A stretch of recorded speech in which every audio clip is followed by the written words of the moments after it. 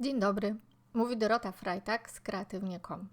Dziś mam dla Ciebie pisankę w takich moich ulubionych kolorach z bardzo łatwym efektem rdzy. Zanim do niego przejdę, zacznę od gruntowania. Tą pisankę wcześniej przetarłam papierem ściernym i teraz nakładam podkład, najpierw na dolnej części, teraz na górnej i chwytam po farby Flair w 4 kolorach, tylko nie zmieściły mi się w ręku. Najpierw zaczynam od granatowego, nakładam go zwykłym pędzlem. Kiedy jeszcze ten kolor jest mokry, sięgam po gąbkę taką naturalną z otworami i zaczynam gąbką nakładać kolor zielony. To jest Green Queen, przepiękny w ogóle odcień, później turkusowy i jasny miętowy.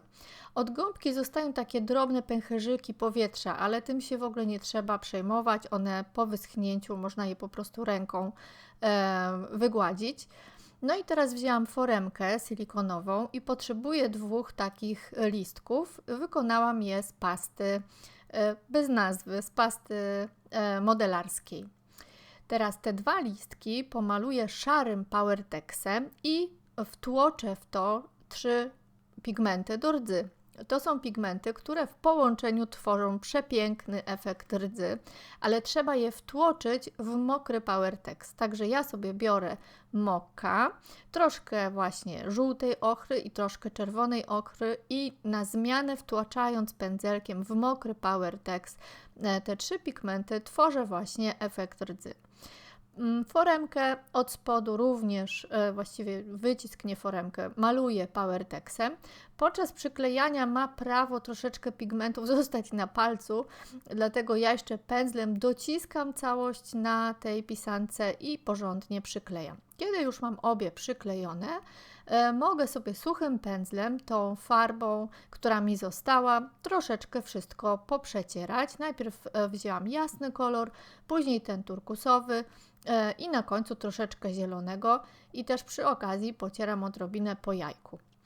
Na koniec został mi kolor żółta ochra, to jest tym razem farba w tym kolorze i rozwodnioną farbą robię sobie dużo takich żółtych oprysków.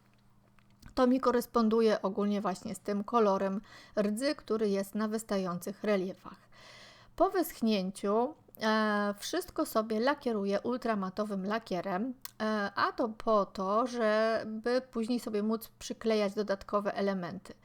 I zostały mi elementy metalowe i jest to zawieszka, to jest taka meblowa zawieszka, którą przykleiłam na górze i za pomocą kleju typu kropelka w żelu przyklejam również łańcuszek. I ponieważ wcześniej to wszystko polakierowałam, to na tym etapie ta moja pisanka będzie po prostu gotowa. Można jeszcze pocieniować na przykład bitumem te miejsca, w których pojawił się łańcuszek.